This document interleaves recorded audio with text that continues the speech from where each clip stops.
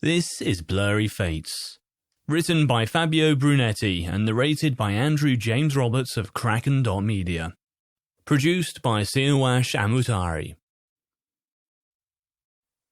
Chapter 1. The Beginning. John Lockdale was the picture of discontent, as he stared blankly at the white wall before him.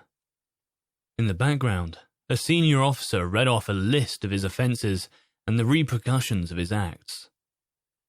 These courtroom-style police hearings were often brutal, and this had certainly been no exception.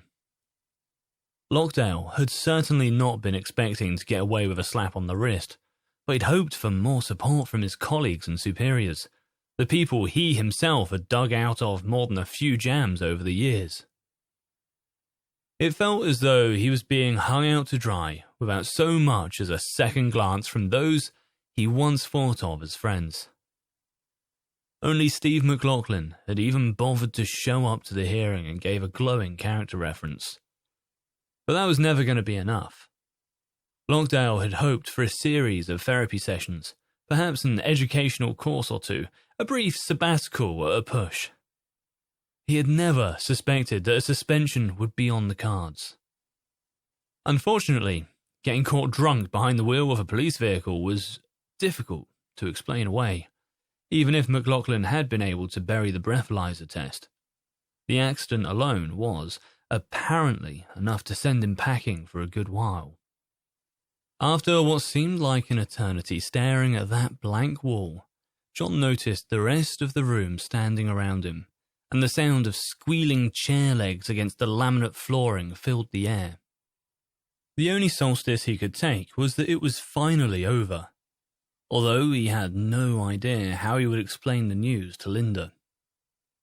They were struggling enough to pay the bills each month. God knows how they were going to manage without his police income.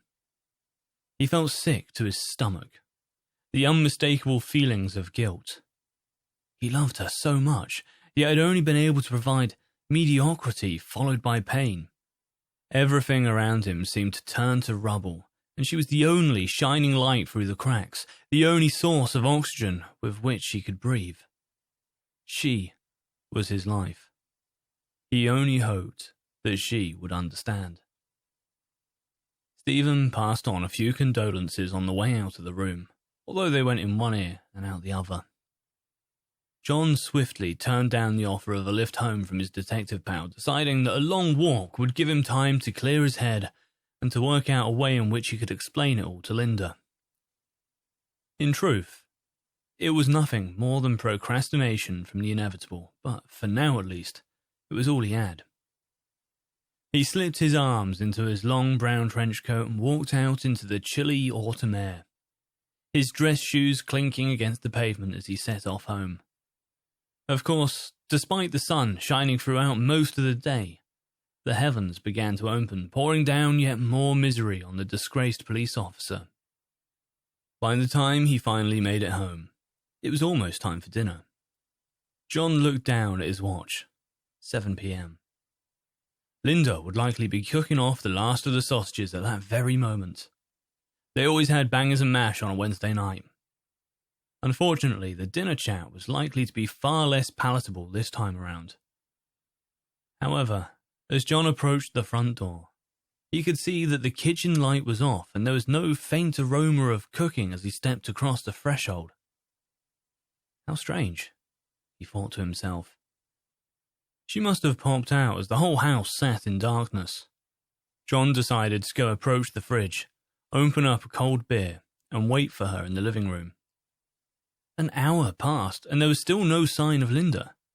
It was unlike her to return home late without so much as a text or a call. John decided to head upstairs, just in case his wife had chosen to rest her eyes in the bedroom for whatever reason. She had complained of a headache that morning, so perhaps it had gotten the better of her throughout the day. There was no sign of her in the master bedroom, but John couldn't help but notice a thin sliver of light coming from the bottom of the ensuite bathroom door. He approached the room slowly and carefully, calling out her name, but there was no answer. As he pushed the creaking door open with the lightest of touches, He recoiled in horror to see a puddle of maroon seeping towards the bedroom. The further the door opened, the more he was plunged into his own waking nightmare. Linda lay across the bathroom floor, a deep cut across her neck, and a permanently shocked expression etched into her eyes. The blood surrounded her on all angles and shards of glass glimmered in the moonlight. John threw himself to his knees and gathered his beloved wife in his arms, cutting his left hand on a particularly large piece of glass. A chilly draught wafted in across his neck from the smashed bathroom window. He desperately searched for a pulse, checking either wrist and then her neck, but there was nothing. She was cold to the touch. She was dead. John wailed in anguish, begging Linda to wake up, but there was nothing he could do. Choice: call an ambulance or try to resuscitate. Call an ambulance, go to Chapter 2.